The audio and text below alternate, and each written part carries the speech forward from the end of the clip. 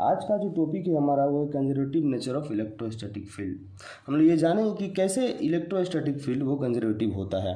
तो बेसिकली जो हम लोग लेने वाले हैं वो वर्क डन से इसको सॉल्व करने वाले हैं। वर्क डन जो होता है वो पॉइंट पे डिपेंड करता है, ना कि पाथ पे। हम लोग अभी देखेंगे इसके और भी कई क्वेश्चन पूछे जा सकते हैं। यही क्वेश्चन को दूसरे तरीके से हो सकता है आपको ऐसे पूछ दे कि जो ई डी एल होता है, ई यहाँ पे इलेक्ट्रिक फील्ड इंटेंसिटी है जो फोर्स से है, और ये डी एल वो जो डिस्प्लेसमेंट है, तो force into displacement work done हुआ, इसका जो क्लोज इंटीग्रल होगा वो हमारा जीरो होगा।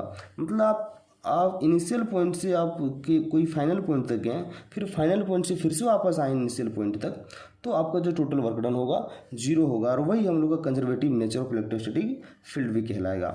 हो सकता है आपको इस तरह इक्वेशन ना दे करके इस तरह कर्ल में दे, तो हो जाएगा कर्ल ऑफ इलेक्ट्रोस्टैटिक फील्ड या इलेक्ट्रिक फील्ड इज जीरो। अगर आपको इस तरह से भी अगर क्वेश्चन को देता है कि आप ये वाला प्रूफ कीजिए कर्ल ऑफ इलेक्ट्रिक फील्ड और जीरो होता है, तो आपको यही करना है कि conservative nature of electrostatic field को ही आप पूरा एक्सप्रेशन को सॉल्व करेंगे, तो जो लास्ट में आपका एक्सप्रेशन आएगा वो ये कर्ल वाला आ जाएगा। तो आप इसी के थ्रू इस वाले को भी प्रूव कर सकते हैं, कर्ल ऑफ इलेक्ट्रोस्टैटिक फील्ड को। तो हम लोग यहाँ पर देखेंगे थोड़ा सा इसका डेफिनेशन है जो क्लास नोट्स के पॉइंट ऑफ व्यू से हम लिखा रहे हैं कि आप एग्जामिनेशन में कैसे लिखना है। आपको इस वीडियो में वो सारे चीज़ मिलेंगे जो एग्जामिनेशन में लिखा जाता है, आप एग्जामिनेशन में समझा जाता है। तो the electric field is defined as the electric force per unit charge. देखिए हम लोग यहाँ पर थोड़ा सा एक जगह बना करके लिख रहे हैं कि जो यहाँ लिखा हुआ है electric field is defined as the electric force per unit charge, मतलब जो इलेक्ट्रिक फील्ड होता है ई, अगर हम मान रहे हैं ई, तो वो फोर्स है वो पर यूनिट चार्ज पे। तो आप ये जानते होंगे, उम्मीद कर रहा हूँ मैं। तो आप देखेंगे कि इसी के बेसिस पे पूरा इसका डेरिवेशन होगा। आप इस चीज़ को ना भूलें। और आपको ये बता दूं जो ये है यहाँ पर इलेक्ट्रिक फील्ड, ये फोर्स का ही पार्ट है। तो बेसिकली ये फोर्स ही हुआ एक तरह से, जो इलेक्ट्रिक फील्ड के रूप में हम लोग यहाँ पर व्यक्त कर रहे हैं या फिर कह रहे हैं। तो electric field is defined as the electric force per unit charge. अब बता दें कि एक फोर्स है जो पर यूनिट चार्ज पे लग रहा होता है, उसी को हम लोग इलेक्ट्रिक फील्ड बोलते हैं। तब इसी फोर्स के लेकर के हम लोग वर्क डन भी निकालेंगे। तो a force is said to be conservative if a force is said to be conservative, मतलब हम इलेक्ट्रिक फील्ड इज कंजर्वेटिव कहने का मतलब यहाँ पर हुआ if the work done by the force in moving a particle from one point two another point, if the work done by the force in moving a particle from one point to another point depend only on the initial and final points। कहाँ पे depend कर रहा है वो initial and final point पे, and not on the path followed by the particle.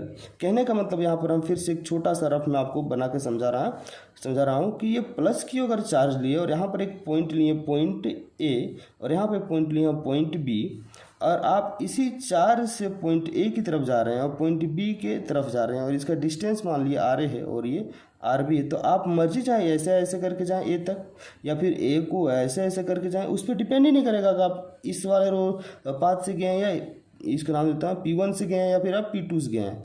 Depend करेगा कि ये पॉइंट इस वाले क्यू चार्ज से प्लस क्यू चार्ज से कितना दूरी पे है, मतलब ये वाला पे डिपेंड करेगा, ये इस पॉइंट पे डिपेंड करेगा, ना कि इस पाथ पे डिपेंड करेगा। हम लोग अभी प्रूव करेंगे इसको बहुत अच्छे से। आगे हम लोग देखेंगे कि अब इसको डेरिवेशन करते हैं हम लोग कि हम लोग यहाँ पर जो इसका इलेक्ट्रिक फील्ड होगा वो होगा we have the electric field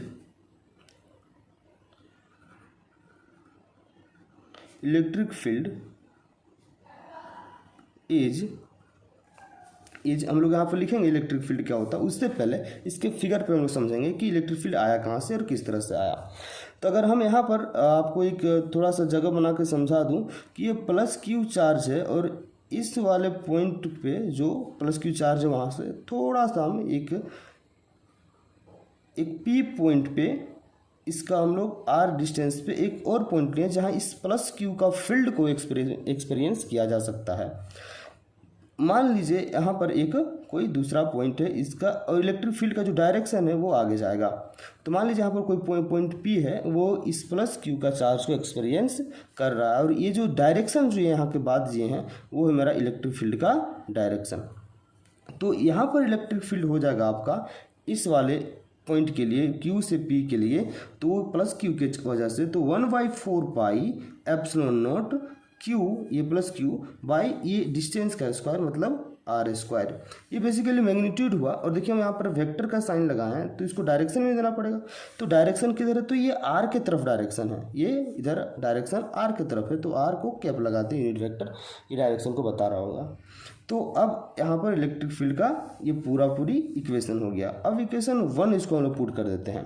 अगर हम ये जो प्लस क्यू चार्ज है ये एक एस्फेयर बनाएगा, क्योंकि अगर प्लस क्यू पॉइंट कहीं पे रखा हुआ है तो आप देखेंगे उसको एस्फेरिकल, मतलब जितना रेडियस अगर यहाँ पर पॉइंट पी के पास अगर कोई टेस्ट चार्ज को रख के इसके फील्ड को एक्सपीरियंस कर सकते हैं, तो हम इतना ही दूरी पर कहीं पर भी रखें तो सेम इलेक्ट्रिक फील्ड को एक्सपीरियंस किया जा सकता है। तो अगर हम इसको सर्कल मान ले, एक सर्कल बॉडी का स्फेयर मान ले, इस तरह से इसको रेडियस बना करके, माफ़ कीजिएगा अगर हम स्फेयर अच्छा से नहीं बन रहा तो आप अपने कॉपी में अच्छे से बनाएंगे। ये मेरा पॉइंट पी यहाँ पे रखा हुआ है और देखिए हम ये इस तरह से स्फेयर को बना ले रहे हैं, इस तरह से स्फेयर को बना ले रहे हैं।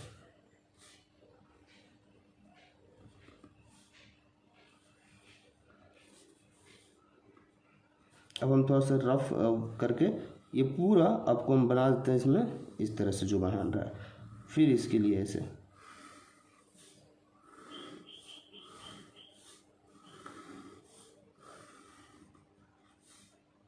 और यहाँ से भी जो बनेगा वो इस तरह से बनेगा, पूरा स्फेयर बनेगा ये, जैसा अर्थ में होता है लॉन्गिट्यूड और लैटिट्यूड, बिल्कुल वैसा ही। तो आप समझिए आप कि ये प्लस क्यू इस पॉइंट पे रखें हम तो एक्सपीरियंस हो रहा है, इसके लिए ये है।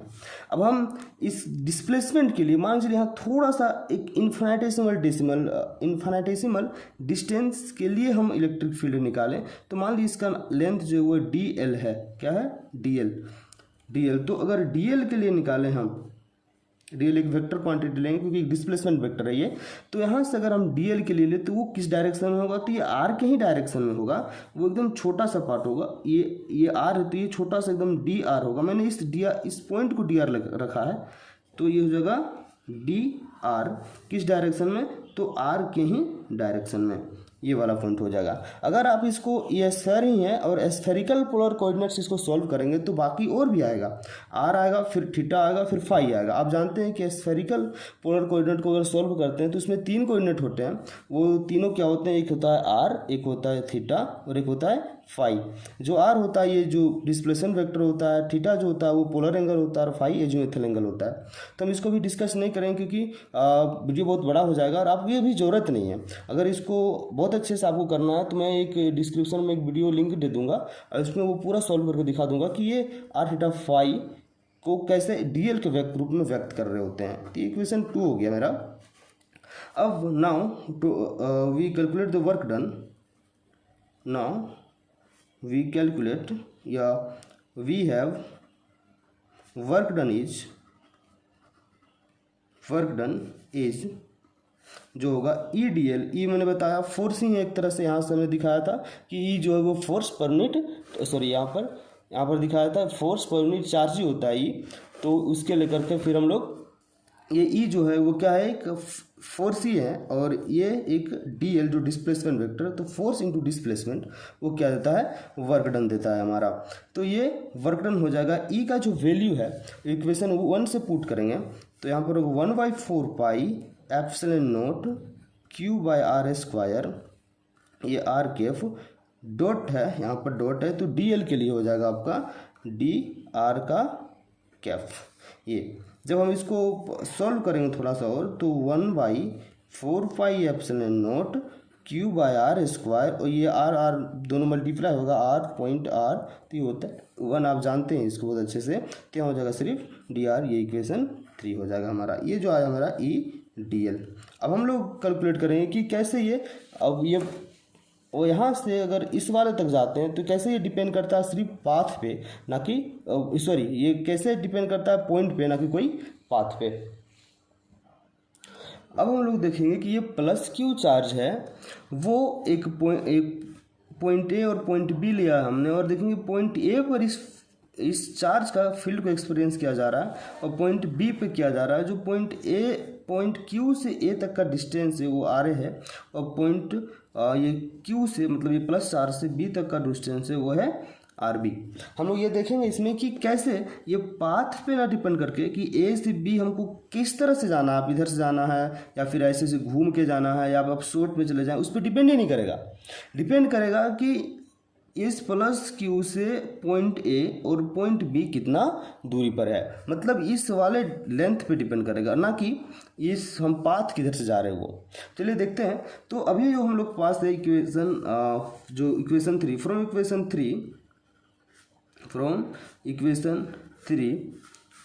3 फॉर स्मॉल लेंथ dl, मान चलिए जो यहाँ से इस पाथ से गए P1 से और इसका जो लेंथ है वो छोटा सा, ये पूरा तो l है लेकिन हम मान लीजिए ये dl है, फिर उसको इंटीग्रेट करेंगे। dl इज गिवन एज वो है मेरा dl वो इंटीग्रेट कर रहे हैं क्योंकि यहाँ से यहाँ इंटीग्रेट करेंगे उसको, वो होगा मेरा 1/4 pi epsilon not Q/r² dr।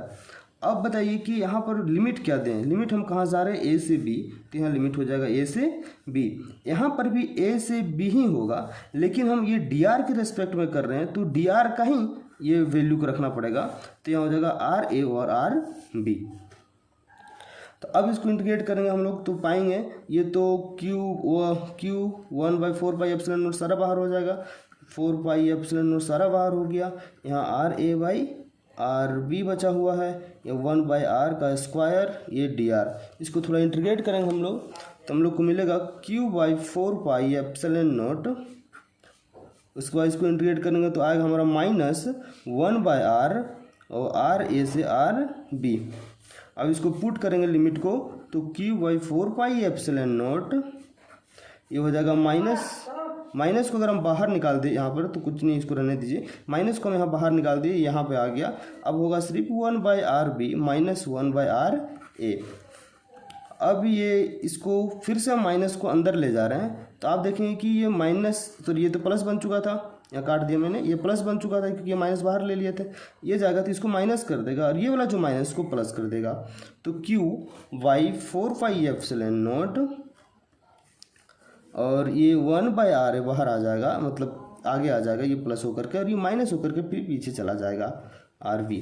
तो ये जो मेरा आया dl का जो इंटीग्रेट करने पर A से B ये मेरा आया। तो आप यहाँ देख सकते हैं जो इक्वेशन 4 है वो पॉइंट पे डिपेंड करके, मतलब हम जो यहाँ लिए थे पॉइंट A B और ये पाथ पे डिपेंड ना हो करके ये पॉइंट ये RA और RB कितना दूरी पे है उस पे डिपेंड कर रहा है। तो यहाँ पर देख सकते हैं आप। तो इसके लिए जो लिखेंगे हम लोग, देखेंगे हम लोग कि that is the work done by the E on a particle that moves between the points depend only on the location of these points and not on the path followed by the particle. Such field is known as a conservative field. तो इस तरह का जो field होता है उसको conservative field बोलते हैं, जो पाथ पे डिपेंड ना हो करके किस पे डिपेंड कर रहा है, ये पॉइंट पे डिपेंड कर रहा है कि वो पॉजिटिव चार्ज से वो पॉइंट कितना दूर पे है जहाँ पे इस फील्ड को एक्सपीरियंस किया जा सकता है।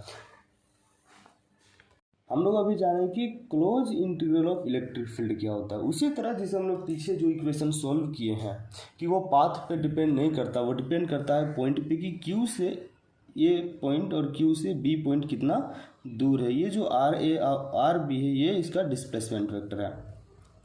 आप देखेंगे कि अगर A से हम यहाँ पर ये B तक जाते हैं इस डायरेक्शन, किसका नाम देते हैं P1, और फिर हम B से यहाँ पर A तक आते हैं, इसका नाम देते हैं P2। तो इधर से जो गए हैं ये मेरा P1 और P2 ये दोनों मिलकर क्लोज पाथ बनाया। कहने का मतलब है कि आप जहाँ से स्टार्ट किए थे फिर आप वहीं पहुँच गए, तो close integral of electric field इसी को बोलते हैं। और इसको एक और दूसरा तरीका से पूछा जा सकता है कि बताइए कि जो EDL है जो अभी हम लोग निकालें EDL उसका क्लोज इंटीग्रल, यहाँ पर एक सर्कल दे देगा, बोले क्लोज इंटीग्रल होता है वो 0 होता है, प्रूव करके बताइए। तो वो घबराना नहीं है, ये यही चीज़ को पूछ रहा होता है। तो हम लोग जाने कि हम लोग पास है क्या, वी हम लोग पास तो है ही EDL, वी हैव नहीं, यहाँ पर थोड़ा सा आप चेंज कर सकते हैं कि 4 पाथ P1 इसको काटिए, 4 पाथ वी हैव, ठीक है, 4 पाथ ये P1 को लेकर, तो फोर पाथ P1 से हो जाएगा A से B जा रहे हैं आप, तो A से B जा रहे हैं आप, लाइन इंटीग्रल इसको क्लोज नहीं करेंगे, तो EDL इज इक्वल टू हो जाएगा आपका जो आया Q/4πε0 1/RA माइनस 1/RB। ये आप इसको इक्वेशन ऑफ 4 नहीं है 5 मान लीजिए, क्योंकि 5 तो 4 तक हम मान चुके थे, ये हो गया 5। अब नेक्स्ट में करें फोर पाथ P2, ये P2 के लिए थोड़ा गड़बड़ हो गया, आप समझ लेंगे, फोर पाथ P2 लिखा हुआ है। अब यहाँ हो जाएगा आपका, आप B तक तो चले गए थे इस इक्वेशन 5 में, अब यहाँ B से फिर वापस आ रहे हैं A तक, तो B से कहाँ आ रहे हैं A तक, तो इसको बोलेंगे EDL इज इक्वल टू, यहाँ पर भी वही हो जाएगा, सिर्फ ये RA की जगह RB हो जाएगा और यहाँ RA हो जाएगा, तो Q/4πε0 1/RB minus 1/RA equation 6 हो जाएगा। फॉर क्लोज इंटीग्रल हम लोग यहाँ लिखेंगे, for close integral from A to B and B to A is from A to B और B to A is हो जाएगा, आप कहाँ हैं A से B और B से कैसा है क्लोज, ये क्यों इससे ये हो जाएगा, आप A से B गए फिर B से वापस A आए, EDL जो निकलेगा आपका वो सम होगा, A से B पहले गए तो EDL का प्लस फिर B से A आए उसका EDL। अब दोनों का इक्वेशन 5 और 6 से वैल्यू पुट कर देंगे तो क्या हो जाएगा आपका जो होगा EDL QA से B, यहाँ पे लिख सकते हैं आप putting the value of 5 and 6 in equation 7, हम बोल दे रहे हैं आप लिख लीजिएगा, वीडियो लंबा हो जाएगा इसलिए लिखने में टाइम जाता है, तो आप इस वाले का वैल्यू यहाँ से रखेंगे तो Q/4πε0 1/RA minus 1/RB plus हो जाएगा, इसके लिए होगा Q/4πε0 1/RB माइनस 1/RA।